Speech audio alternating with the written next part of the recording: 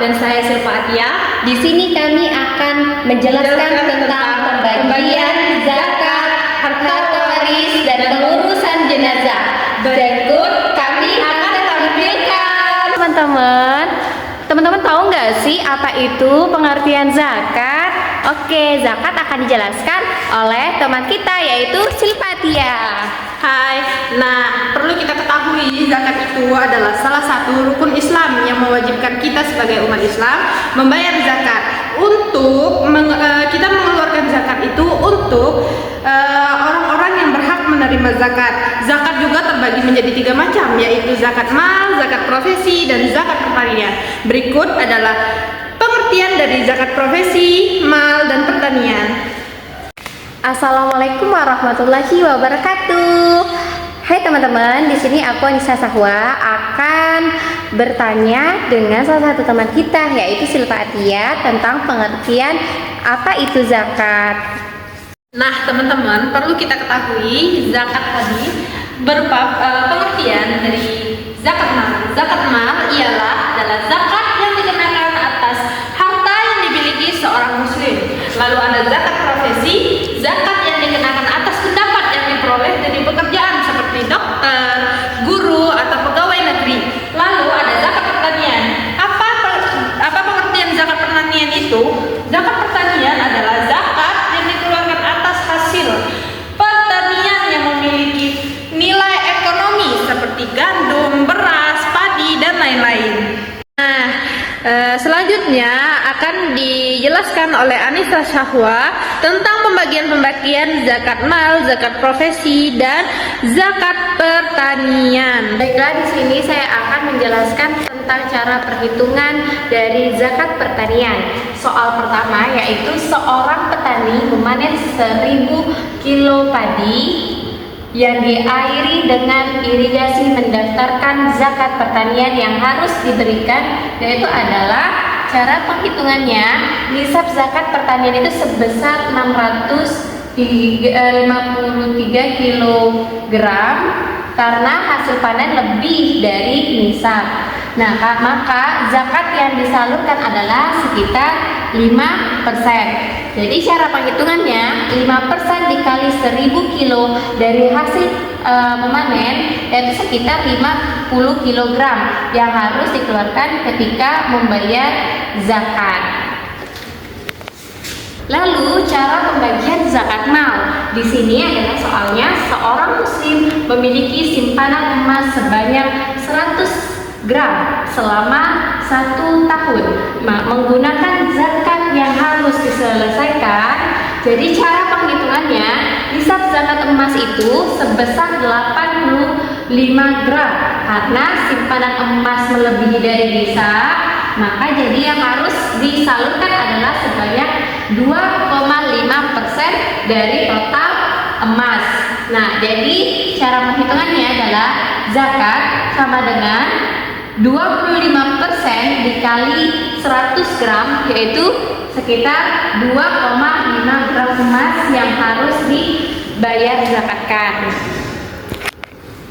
Selanjutnya yaitu tentang cara pembagian zakat profesi. Nah, seorang dokter memiliki penghasilan bulanan sebesar 10 juta. Jika penghasilan tersebut mencapai nisabnya, berapakah zakat profesi yang harus dilaksanakan setiap bulan? Cara perhitungannya adalah sama dengan zakat mal sebelumnya, yaitu dengan sekitar 85 gram. Analoginya, jika harga per gramnya adalah sekitar 1 juta, maka nisabnya sebesar 85 juta. Nah, karena penghasilan tahunannya tadi sekitar 10 juta, jadi 10 juta dikali 12 sama dengan 120. Maka zakat yang dikeluarkan sebanyak 2,5%. Cara perhitungannya adalah 2,5% dikali 10 juta yaitu sama dengan 250.000 per bulan. Sekian dari saya alihkan ke Silva Atia. Nah, kita masuk ke pembahasan yang kedua tentang pembagian harta warisan dan wasiat. Warisan atau kewarisan sudah sangat populer dalam bahasa Indonesia. Kata ini diambil dari bahasa Arab, yaitu warasa yasiru arasa, yaitu mewarisi. Adapun 3 rukun waris, yaitu harta waris, ahli waris, dan pewaris. Harta warisan adalah harta bawaan yang ditambah dengan harta bersama. Lalu ada pewaris. Pewaris adalah orang yang saat meninggalnya beragama Islam, lalu meninggal dan meninggalkan harta waris untuk ahli waris. Lalu yang terakhir ada ahli waris. Ahli waris adalah orang yang berhak mewarisi karena adanya hubungan kekerabatan dan hubungan pernikahan. Selain rukun waris, adapun hal-hal yang harus diselesaikan lebih dulu, yaitu yang pertama, biaya perawatan jenazah. Yang kedua ada melunasi hutang piutangnya. Lalu yang ketiga ada membagi harta warisan yang berhak menerima warisan. Nah, selanjutnya ada pengertian wasiat. Apa itu pengertian wasiat? Wasiat adalah orang yang menyampaikan pesan semasa hidupnya untuk dilaksanakan setelah kematiannya. Nah, mana yang harus kita dahulukan antara wasiat dan warisan itu? Nah, yang harus kita dahulukan adalah wasiat. Mengapa? Karena wasiat adalah suatu amanah atau suatu pesan terhadap kita agar kita menyelesaikan setelah kematiannya. Nah, ketentuan hukum wasiat itu sangat tergantung dengan kondisinya. Wasiat juga bisa menjadi wajib, sunnah, makruh, haram, dan terakhir mubah. Nah, lalu ada orang-orang yang berhak mendapatkan harta waris dan ada orang-orang yang tidak berhak mendapatkan harta waris. Yang tidak berhak menerima harta waris adalah orang yang melakukan tindak kejahatan seperti keluar dari agama Islam atau murtad. Lalu yang kedua, pembunuh pewaris. Nah, ada juga sebab-sebab kita dapat menerima harta waris. Yang pertama ada hubungan keturunan atau nasab. Lalu yang kedua ada hubungan perkawinan atau menikah. Lalu ada hubungan memerdekakan budak. Lalu ada juga sebab-sebab mengapa kita tidak menerima harta warisan. Yang pertama, membunuh pewaris. Yang kedua, adanya perbedaan agama. Nah, berikut pembagian harta warisan akan dilanjutkan oleh Anisha Syahwa. Baiklah, di sini saya akan menjelaskan tentang bagian-bagian harta warisan. 1/2 didapatkan oleh anak perempuan tunggal, cucu perempuan dari anak laki-laki, suami jika tidak ada anak, saudara perempuan kandung, saudara perempuan seayah. Salah 1/3 didapatkan oleh jika ibu tidak memiliki cucu dari anaknya dan 2 orang saudara seibu. Salah 1/4 didapatkan oleh suami jika ada anak, istri jika tidak anak. 1/6 didapatkan oleh ayah jika ada anak laki-laki, ibu jika ada anak, dan kakek jika ada ayah, dan nenek jika ada ibu, dan saudara laki-laki atau saudara perempuan seibu. Lalu terakhir cucu perempuan dari anak laki-laki jika anak kandung. Lanjutkan, 1/8 didapatkan oleh ibu jika ada anak, dan yang terakhir 2/3 didapatkan oleh 2 anak perempuan atau lebih, 2 cucu perempuan atau lebih, 2 saudara kandung atau lebih, dan 2 saudara seayah atau lebih. Nah, lanjut kita membagikan tentang Ibu Ainun yang kemarin meninggal dunia tadi pagi karena sakit. Dia mewariskan harta sebesar 250 juta. Ia meninggalkan suami dan anak perempuan tunggal, dan ia juga memiliki seorang saudara laki-laki. Maka harta warisannya cara menghitungnya adalah suami, yaitu 1/4 dikali 8 sama dengan 2, dan anak perempuan tunggal 1/2 dikali 8 sama dengan 4, dan saudara laki-laki 8 sama dengan buka kurung 2 tambah 4 dibagi 6 sama dengan 2. Cara kita suami 1/4 dikali 8 sama dengan 2, anak perempuan tunggal sama dengan 1/2 dikali 8 sama dengan 4, saudara laki-laki 8 buka kurung 2 tambah 4 bagi 6 sama dengan 2. Nah, persoalan yang kedua adalah Pak Anton meninggal dan belum mempunyai anak. Ia meninggalkan harta 300 juta, ia belum mempunyai anak, ia meninggalkan istri, ibu, dan saudara laki-lakinya. Nah, berapakah cara mendapatkan harta warisan ini?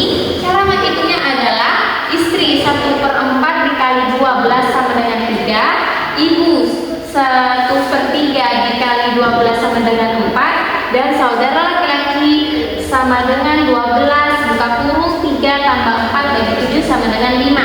Nah, jadi cara mendapatkannya totalnya 3/12 kali 300 juta sama dengan 75 juta, 4/12 kali 300 juta sama dengan 100 juta, dan 5/12 kali 300 sama dengan 125 juta. Ini adalah proses pembagian dan penghitungan dari harta warisan. Lanjutnya saya akan serahkan ke Silva Atia. Assalamualaikum warahmatullahi wabarakatuh. Kali ini kami masuk ke bagian pembahasan ketiga, yaitu tentang pengurusan jenazah. Silva, kamu tahu nggak sih tentang cara pengurusan jenazah? Wah, belum tahu nih kayaknya. Kira-kira gimana ya? Teman-teman mau tahu juga nggak? Yuk saksikan bareng videonya. Silva, boleh nanya nggak? Boleh, apaan tuh? Kamu tahu nggak sih apa itu pengurusan jenazah? Oh, tahu. Itu adalah suatu hal yang kompleks yang harus kita lakukan sebelum menguburkan jenazah. Nah, berikut adalah beberapa bahan-bahan yang kita perlukan untuk jenazah, yaitu yang pertama ada tikar tentunya ya. Nah, lalu ada kasur untuk si jenazahnya, lalu ada kain batik. Nah, lalu di sini ada kain kafan dan kain penutup wajah jenazah. Nah, selain itu di sini ada kapas, ada kapur barus, ada benang, ada jarum. Ini untuk bahan-bahan memandikan jenazah, kayak ada sabun, ada wewangian, lalu ada bedak. Assalamualaikum warahmatullahi wabarakatuh. Di sini aku Anissa Sahwa akan menjelaskan tentang tutorial memandikan jenazah. Perkenalan dulu, apabila berlaku kematian ke atas seorang muslim, maka menjadi kewajiban kepada penduduk Islam setempat yang masih hidup untuk mengurus jenazahnya. Nah, hukumnya adalah fardu kifayah. Maksudnya fardu kifayah adalah sekiranya ditinggalkan begitu saja, jenazahnya dapat diuruskan. Maka maka berdosalah seluruh penduduk Islam yang berada di tempat tersebut tanpa terkecuali, yaitu ini bermakna kewajiban mempelajari. Nah, tata cara mengurus jenazah seperti memandikan dan melakukan sholat jenazah amat dituntut oleh agama. Nah, syarat-syarat tukang mandi mayat, yaitu yang pertama, jenazah lelaki itu dimandikan oleh lelaki. Begitu juga jenazah perempuan, yaitu dimandikan oleh khusus perempuan. Nah, suami boleh memandikan jenazah istrinya, dan begitu pula juga sebaliknya, istri juga boleh memandikan jenazah suaminya. Nah, jika jenazah lelaki dan hanya terdapat perempuan janabiyah, wajib baginya. Nah, tayamum mayat itu dengan terlapik, dan begitu juga sebaliknya. Dan yang keempat adalah orang yang afdal memandikan mayat lelaki ialah anak, cucu, bapak, datuk, saudara, anak saudara, bapak saudara, sebelah bapak dan ibu, dan iman dan pemerintah. Nah, 5 orang yang afdal memandikan mayat yaitu perempuan ialah saudara marah wali, yaitu perempuan asing atau suaminya. Yang keenam, mayat budak lelaki atau husna, yaitu besar boleh dimandikan oleh orang lelaki kemudian perempuan. Yang ketujuh, sunnah bagi tukang mandi jenazah dalam kalangan orang fakih dan amanah. Dan yang kedelapan, haram memandang aurat mayat terkecuali darurat, dan yang terakhir yaitu jangan menyentuh aurat mayat terkecuali berlapis. Nah, tata cara memandikan jenazah adalah pertama, letakkan mayat di tempat mandi yang sudah disediakan, yaitu yang pertama adalah anggap saja ya ilustrasinya ini tempat mandi. Jadi pertama-tama kita buka dulu bantalnya. Anggap dia ini mayat perempuan, jadi buka kepalanya dan kelengkapan tersedia dan orang-orang yang akan memandikannya sudah bersedia. Yaitu pertama, letakkan mayat di tempat mandi yang sudah disediakan. Apabila semua kelengkapan tersedia dan orang yang akan memandikan sudah bersedia, alihkan jenazah dari tempat pembaringan ke tempat mandi. Nah, jangan dimandikan di tempat yang tidak tertutup dan jangan sesekali memandikan jenazah dalam keadaan atau terbuka auratnya. Nah, aurat jenazah harus tetap dijaga. Jadi ilustrasinya itu, misalkan di dalam ini kita sudah di dalam tempat pemandian jenazah. Terus yang kedua, orang yang memandikan mayat hendaklah memakai sarung tangan dengan kernas ya, karena tidak ilustrasinya saya ini menggunakan sarung tangan. Jadi yang ketiga, siram mayat dengan air biasa dari ujung kepala. Baiklah, di sini saya akan memperagakan tentang tata cara memandikan jenazah. Berikut adalah tata cara memandikan jenazah lelaki dan perempuan secara lengkap dan langkah-langkah di dalam Islam. Yang pertama adalah letakkan mayat di atas tempat mandi yang sudah disediakan. Apabila semua kelengkapan tersedia dan orang yang akan memandikan sudah bersedia, alihkan jenazah dari tempat pembaringan ke tempat mandi. Jangan dimandikan di tempat yang tidak tertutup, maka sediakanlah tempat mandi yang tertutup. Nah, terus aurat jenazah tidak boleh dibuka, jadi harus dilapisi oleh kain batik ketika memandikan jenazah. Nah, begitu juga dengan orang yang memandikan jenazah, yaitu harus menggunakan handuk atau kain penutup tangan, karena itu juga untuk menjaga kebersihan dari si jenazah tersebut. Nah, yang kedua yaitu orang yang memandikan tadi hendaklah memakai sarung tangan, dan yang ketiga siram mayat dengan air biasa dari ujung kepala, yaitu contohnya ilustrasinya ini adalah air dari ujung kepala hingga ujung kaki. Mulakan dengan pembahasan seluruh badan jenazah dengan mengarahkan air ke seluruh badannya, yaitu ambil air, siram perlahan-lahan, seluruh badan harus terkena air hingga ujung kaki. Nah, hingga ujung kaki. Yaitu yang keempat, istijahkan mayat terlebih dahulu, angkat sedikit bagian kepalanya sehingga paras dada untuk mengeluarkan najis. Setelah disiramkan, kita mengangkat kepalanya seperti ini, yaitu setekuk, dan angkat dadanya untuk mengeluarkan najis yang ada di dalam si mayit tersebut. Terus ditaruh seperti ini. Terus yang kelima yaitu tekan perutnya untuk memudahkan najis itu keluar. Jadi tekan perutnya yaitu untuk keluar najisnya dari arah mulut tersebut. Nah, secara perlahan-lahan dan berhati-hati dengan menggunakan kain alas agar tidak tersentuh auratnya. Terus sekiranya najis keluar, bersihkan keduanya kemaluan hingga tangan secara berlapik. Yaitu setelah dikeluarkan najisnya, yaitu dibasuh, dan ketika menyucikan bagian yang terlarang, yaitu seperti kemaluannya, diangkat sedikit kainnya, digosok secara perlahan-lahan hingga aurat si mayit tidak terlihat hingga membersih badannya. Yang keenam adalah tahapnya.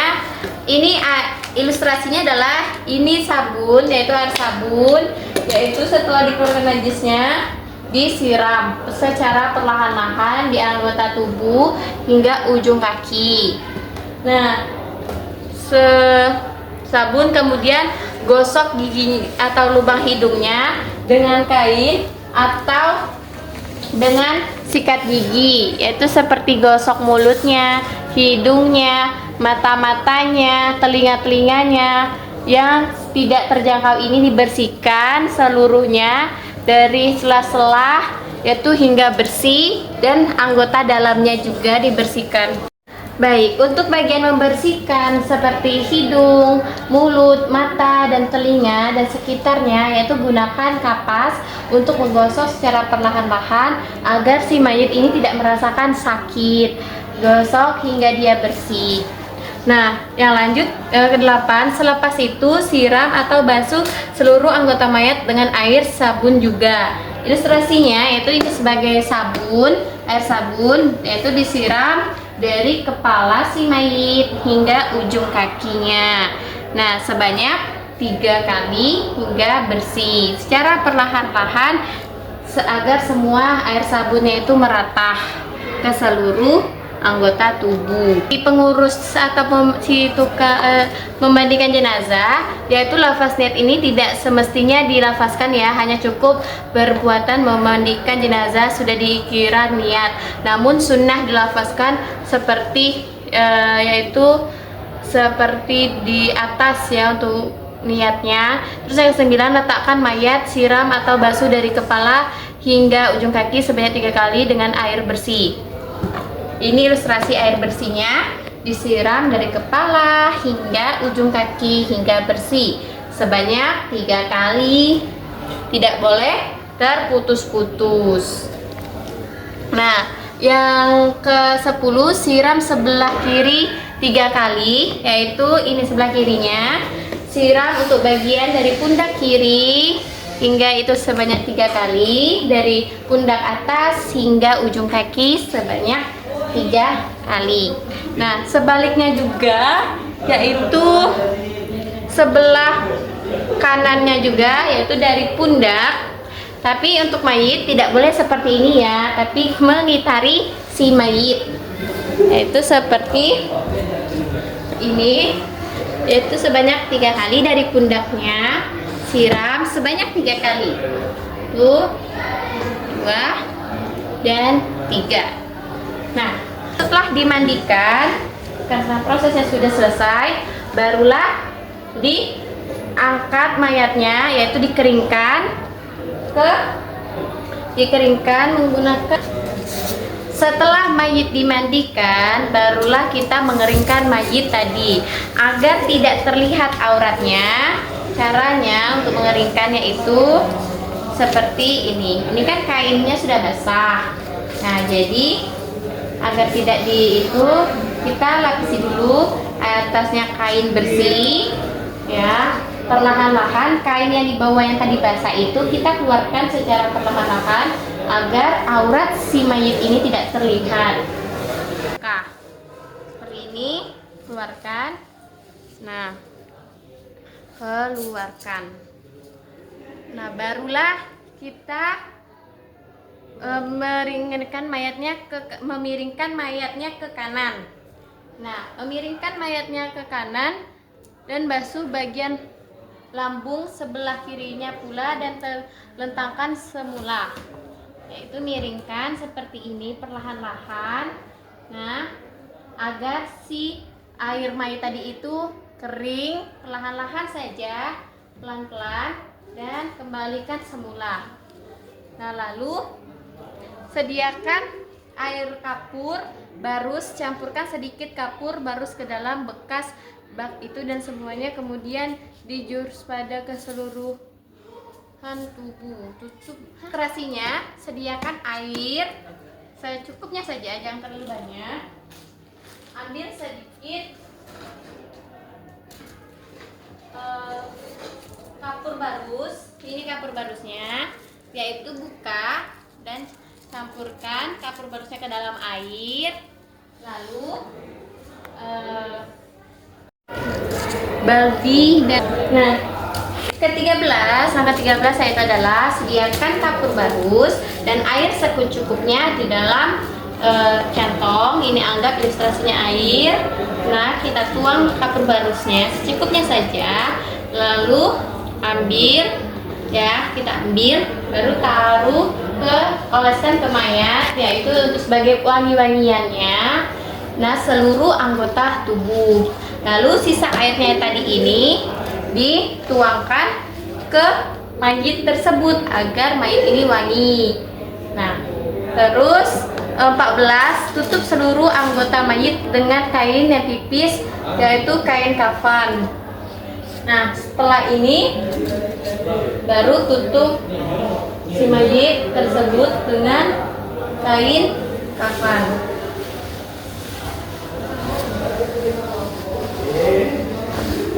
Nah, tutup mayit ini dengan kain kafan. Yang ke-14 adalah tutup seluruh anggota mayat dengan kain tipis atau kain kepapan. Siram air dengan campuran dengan kapur tadi, yaitu barus di atas kain ini dari atas kepala hingga ujung kaki. Nah, siram air kapur tadi hingga ujung kaki. Selepas itu, wudukan mayat dengan lafaz niat mewudukan jenazah lelaki. Aku mewudukan jenazah lelaki ini karena Allah Ta'ala. Untuk bagian lafaz perempuan, niatnya aku mewudukan jenazah wanita ini karena Allah Ta'ala. Nah, jika jenazah kanak-kanak lelaki yang belum berhitam atau belum disunat, maka disunatkan untuk tayamum sekiranya najis yang berada di kemaluannya tidak dapat dibersihkan dengan sempurna atau sungkar untuk dihilangkan, yaitu lafaznya sahaja aku tayamumkan jenazah lelaki ini karena Allah Ta'ala. Nah, yang ke-16, lapangkanlah dengan menggunakan tuala pada seluruh badan mayat. Selesai mandian, kiringkan tubuh jenazah dengan tuala dan letakkanlah tuala atasnya. Ke bahagian kemaluannya dan mayat. Nah, yang ke-17, setelah itu mayat diusung ke tempat pembaringan untuk dikafankan. Segala apa yang tersebut daripada anggota mayat hendaklah dimasukkan ke dalam kapan bersama dengan mayat, yaitu contohnya rambut, kuku, dan kain kafan. Nah, setelah mayat tadi sudah dimandikan, lalu untuk bagian pembaringannya kita persiapkan yang terlebih dahulu, yaitu kain, yaitu untuk kain bawahnya itu 2 lapis. Nah, untuk yang kain yang seperti yang kecil ini untuk bagian kaki, yang kain ini yaitu alas untuk bagian badannya, dan ini untuk bagian alas kepalanya. Nah, lalu setelah ini dipersiapkan,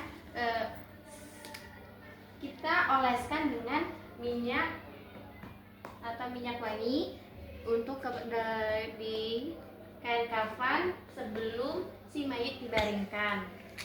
Nah, sesudah itu barulah kita, setelah dikasih wangi-wangian di atas kain kafannya, barulah kita menyebarkan kapur barus agar wangi. Nah, setelah itu barulah kita mengangkat jenazahnya tadi dari tempat mandi ke tempat kasurnya, yaitu untuk perempuan sebelah kanan, untuk bagian satunya ada di sebelah kanan dan yang satunya ada yang berlawanan. Nah, untuk cara pengambilannya adalah agar aurat tidak tersentuh dengan tangan, ambil kain batiknya ini kita masukkan di sela-sela jari seperti ini, dan usahakan si mayat tersebut ini diangkat perlahan-lahan, tidak boleh terlihat auratnya. Nah, untuk cara pemindahannya seperti ini, yaitu ditaruh secara perlahan-lahan. Setelah selesai mayat dipindahkan ke atas kasur, pertama-tama kita menutup kepalanya dulu dengan mengangkat sedikit kain batiknya agar tidak terlihat aurat si mayat tersebut. Nah, dan kain yang di bawahnya juga, yaitu kain lapisannya yang di bagian kaki juga ditutup secara perlahan-lahan agar si aurat si mayit tidak terlihat. sampai tertutup. Nah, sesudah itu baru kain yang paling bawah ditutup ke badan si mayit seluruhnya secara perlahan-lahan. Dan usahakan aurat si mayit tidak terlihat.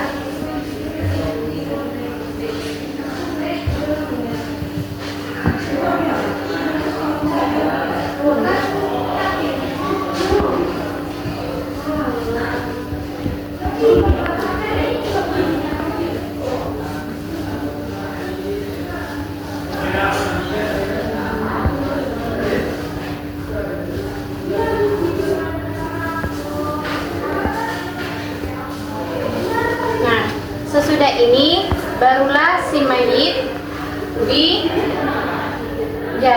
bagian kainnya.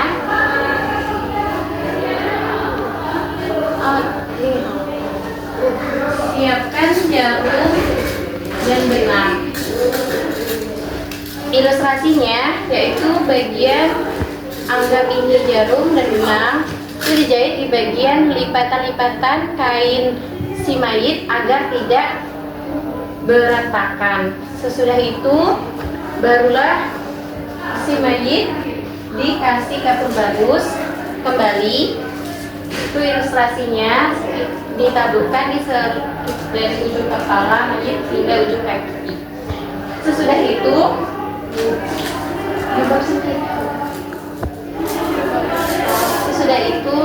ambil tali dan diikat pada masing-masing tubuh si mayit. Pertama-tama dari arah kepala si mayit.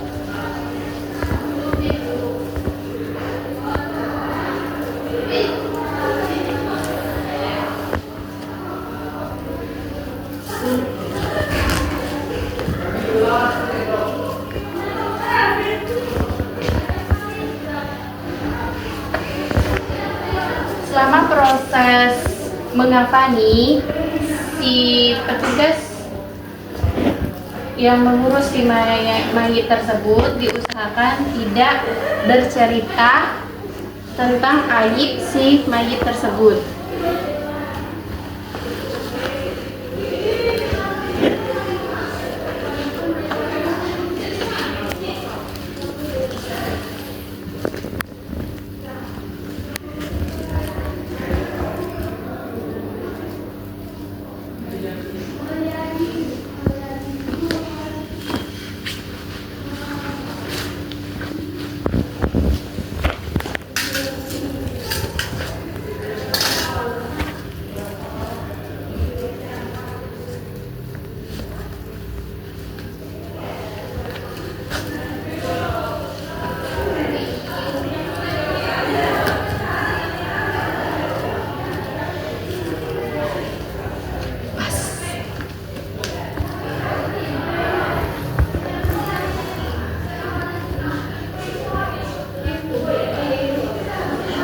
Nah, sesudah mayit dikafani, barulah kita akan menyolatkan si mayit tersebut.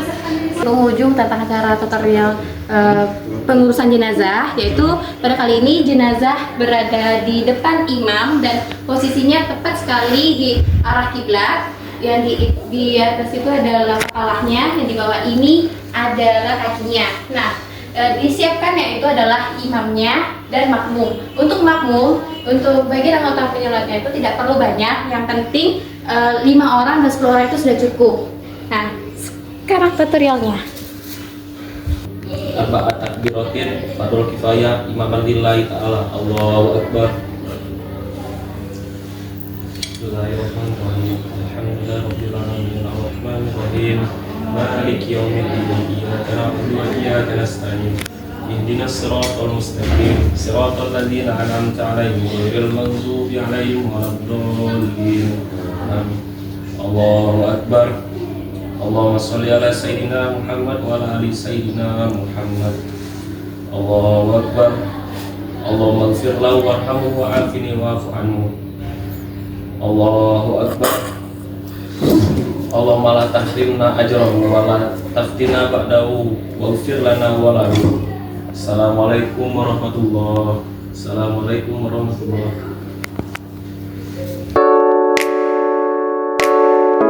Teman-teman, kita sudah berujung di penghujung presentasi kami, yaitu tadi sudah dijelaskan apa saja.